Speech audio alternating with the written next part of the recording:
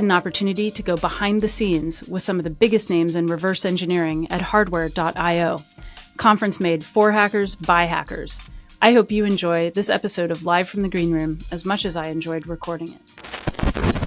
Why hardwear.io? I have a very big interest in the embedded security community. I want to encourage people to be passionate about hardware, explore the inner workings of these devices. And this conference is a really unique mix of people that are deeply involved in this area. It's just a very vibrant community that I just love the energy and devices people bring here. So why hardwear.io? It's the only conference that we've identified that's really focused on the practical commercial hardware security. Why are you here? I was mostly drawn to the trainings. There are so many trainings out in the world that are like, learn this product, learn this tool. But what I, as a security researcher, especially on the software side, really need to be able to dig at is trainings that teach you how to figure out what's going on underneath, what's going on at the base layer of a problem. And the trainings were all really focused on that. And what's your name? Anat? Anat? Why'd you come? Are you already a hardware engineer? No. No. I'm a Baptist schooler, and I'm moving from software development into cybersecurity. I'm interested in industrial control systems and critical infrastructure. I've been slowly moving towards firmware, hardware, smaller devices, and saw this opportunity to come. Okay, yes. Cool. What's your name? My name is Akansh. I was definitely interested to know more on the IoT and all because this is now trending and it is definitely going to change. The world is changing. So it's definitely worth to know more about it. Was it good? It was awesome. I liked it. Did you fly in or are you local? Yeah. So I fly in from Atlanta. Oh, wow. That's pretty far. It is. Yeah. Okay. Worth it? Worth the flight? Yes, worth the flight. And where did you come from? I am actually a Bay Area native. Okay. So by car. By flight. By foot. All right. Very close. Okay. Very close. It's always very motivational, I think, to like come here and then just hang out with friends and get ideas about random things. Mm-hmm. I've had great conversations about like very specific attacks against certain types of chips that I want to go home and try.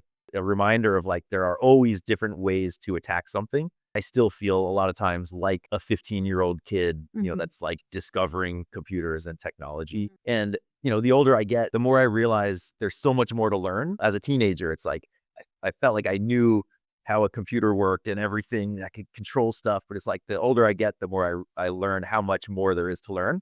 So it's this kind of, there's always something more to learn. And many people think that hackers is just car, but no, hackers is also web hacking because the Tesla communicate and with in the backside to web also. So that's the reason that the cars are connected to the cloud. Car hacking is everything. Okay. So you're quite scary. I'm now scared. What was the first thing you hacked? My driver's ed course. So I had to retake driver's ed. And I didn't want to do it in person because I was too old and I would look so not cool with the kids that were 6 months younger or something stupid. So I had to take it online and it took way too long. There was a 30-second timer on each page and I did the math. It would have taken me. You can't go any faster. No. It's just It's like one sentence every 30 seconds. So I knew nothing about security or web applications, but playing with the JavaScript, and I deleted the client-side timer, and then it let me click through all the pages immediately and finish the course. I'm actually a third-gen IB, so keeping the legacy going, yeah. So your grandfather or grandmother worked? Grandmother, yeah, worked until she was like 80 at IBM. She was one of those thorough-blooded IBMers. She stayed with her until she didn't work anymore. That's so very cool. Yeah. Yeah. Thank you very much for being here. Thank you. Really interesting talk that you gave this morning on how to hack Google Nest. Of course, we informed Google about how we managed to get the highest privileges on the Google Nest Profile Pro. Respectfully, I mean, the technique of fault injection that we've used are pretty much known to them, indeed. And it was named that we could share without any problem what we did. And we thought this could have been of interest for the community of hardwear.io and the audience of hardwear.io, of course. How did you get your job? 2 years ago, Hardware.io 2023. And during that time, I was, in college, community college, really wanted a job in computer engineering, specifically computer security. And I was getting nowhere with, LinkedIn, Indeed, internships. Nothing was really coming out of it. But I ended up going to this conference, one, because it was recommended by a lot of people that I knew in the industry, and two, because just looking at the types of companies that would be there, I look and I see, wow, all these companies are potential companies that I would love to work for. So I went there and thought it would be a good idea to do well in the CTF to kind of prove my worth, so to speak. I have no resume to my name. So to be able to go and do the CTF and say, hey, let's see what I can do, and for that to be kind of picked up was pretty nice. Yeah. I distinctly remember one of the people at Somerset Recon, who I knew nobody at the time, didn't even know who this guy was sitting there at the booth ready to play the CTF. And I approached and I was kind of hinting like, hey, be pretty cool if I joined you guys, or maybe get in there and do some of the challenges. And he was nice enough to say, yeah, join, let's see what we can do. I was side by side working with this guy, trying to hack the TPMS to get it to send a certain value and like pop the air tires or something. And I was working with him. I was like, no, it's RFID. Like, you got to put this on Universal Radio Hacker and decode the protocol and do all these sorts of things. And only after did I realize, oh, this is the president of this company. And that was absolutely mind blowing. And that's what kind of gave me the avenue to apply to the company and get a good word in. When did you decide you wanted to learn how to hack? I decided to hack when I was trying to fix my old computers and getting a repair shop to repair it for me. And they told me to just buy a new one, and it's a waste of my money to repair the old ones. So you're here to learn how to repair your old computer. Exactly. You gave a training class here. Yes. And what was the training on? So this is called Joe Grand's Hardware Hacking Basics. Okay. And it really is this overarching view of hardware hacking, how to look at a product, how to get information about it, how to open it, how to identify components, kind of going layer by layer, how to monitor signals, looking for interesting interfaces. And we do a bunch of exercises along the way. And really the goal is less of teaching like, here's how to do certain things, and more about here's how to think about the process. So when you leave the conference, you can go do something with it. I learned how to read the motherboard, use the meter, solder, desolder. I learned how to replace chips. I learned how to program. I learned a lot. You're a legend, John McMaster. So how did you get into it? So especially the chip side, a lot of it was, if you go really far back, I found this laser on the loading dock. It was like this big tattoo removal laser, big scary laser. Why were you on the loading dock? Well, that's where all the good stuff is. So they have the e-waste bins. My choice to go to Rensselaer Polytech in upstate New York was partly influenced by meeting some people there. They were like, hey, you want to go check out the loading dock and see what's there? And I'm like, these are my people. So this is the e-waste bin at loading docks. At the college, yeah, Okay, university. Right. And so one day I didn't find it, but a friend of mine found this giant laser. And we were trying to get the maintenance password to start getting into this laser. And long story short, it used an 8051 sort of thing that had like a mask ROM. And so I went down this whole rabbit hole of how do I get the firmware out of this chip so that I can get the password to kind of repair this laser. And so that's kind of where this all spiraled out of control from. What are the things that we are trying to protect? And how do we protect them? I mean, I think the intuitive is like, motto is like patients first. So anything might possibly cause patient harm gets top of the list, and that gets fixed, no questions. There's not a lot of women in hardware security. What is that like? It's not very different. It's really not that different. But I think that sometimes you get this a little bit of a, almost like you don't know. Like, I'm going to tell you something, but I bet you don't know kind of a feeling. Not from everybody, but, like you get that sometimes. You're like, I bet I do know. Yeah. I mean, I remember one person said something like, oh, yeah, I do like really hardcore stuff. I write C++. I'm like, wow, I design processors. Like, it's way more hardcore. Think of it, these are skills that are teachable.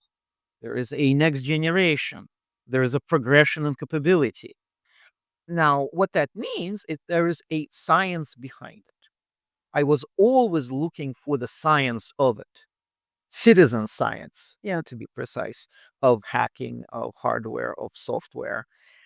And then I tried to frame those challenges in more standard computer science terms, in more standard computer engineering terms, systems engineering terms, which is something that I discovered while serving as a PM. Turns out that hackers need to talk to systems engineers. Systems engineers need to talk to hackers, even though they almost never intersect.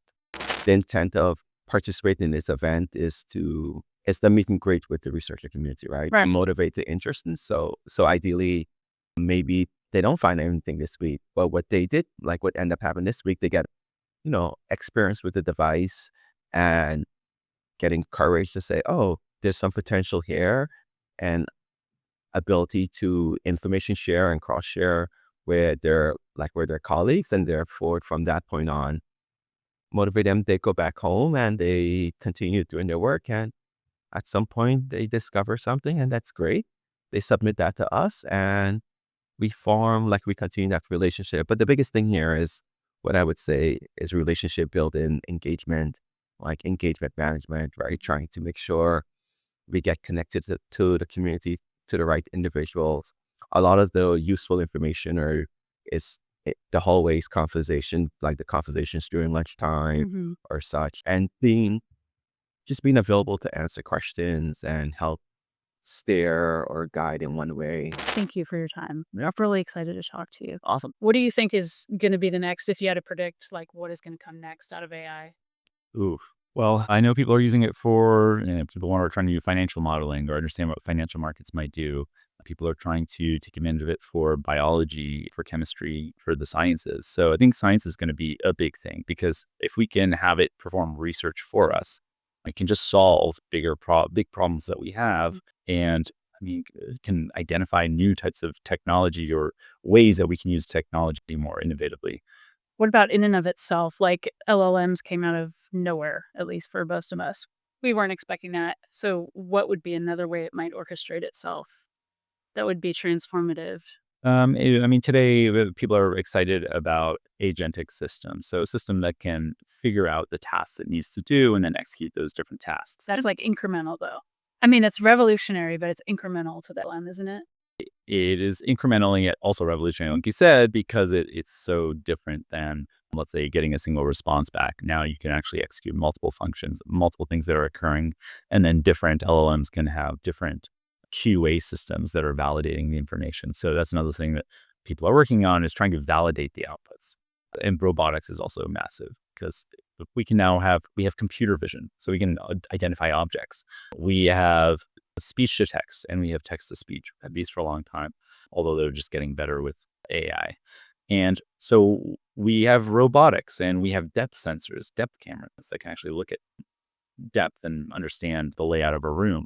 So at home, I built this thing called Mobile Aloha. That Stanford releases open source, and it's a robot that uses depth cameras, and you can train it. So you'll train it to, say, clean a table. You have to train it 50 times, Right. and you're using these two arms, and you're cleaning a table, and now it's using the cameras to understand what it's doing. So if you lift this water bottle and move it somewhere because it was in the way, and then next time you have to lift something else, put it somewhere else, well, now it understands. It's not just replaying. It's not recording and replaying. It's actually understanding, oh, I had to move an object that was on this other object based off the depth sensing. So making that easier to use and something that we can have in our homes. So I think that's super exciting. Making sure it doesn't kill us in our sleep, also an interesting challenge. Yeah. Would you ever have one in your home? I do. You do? Yeah, it's The fight if you pretty janky. No, so it's on a base that can move around. So it's kind of like what you'd see in maybe in a warehouse. So it has wheels and it can move around my home, and it has 4 arms. It's based off this Mobile Aloha project, and I've been modifying it. I don't want to physically move the arms. I'm trying to use the Apple Vision Pro so that it just sees my joints, but I'm moving my hands around to train it. Do you sleep on a platform now, or is I close my door. Okay, so I can't open the door? I close my door at night. Any advice for hackers just coming up now, kind of breaking into the field? Coming here and getting to meet people, you grow your network, and then through the training, I feel like you definitely can level up your skills. It's a great opportunity to see other people in the business and understand how they're doing their job and learning about hardware hacking. If you're not understanding, pull someone aside and ask them. I found everyone's very passionate to talk about any subject on hardware hacking. I would agree. It seems like a lot of camaraderie. It's kind of like a close-knit group and people sort of all different levels of experience. But I mean, there's a lot of people who are sort of masters in their field, but I've been overhearing conversations where they're happy to explain exactly what's going on and how they're doing stuff. Yeah. Yeah. I've seen very little ego in the way that people are more than happy to teach or to talk about something that you may not be aware of. Yeah. So Winbond is a sponsor Yeah. of hardwear.io. Why? We love this venue. We love the people that come here.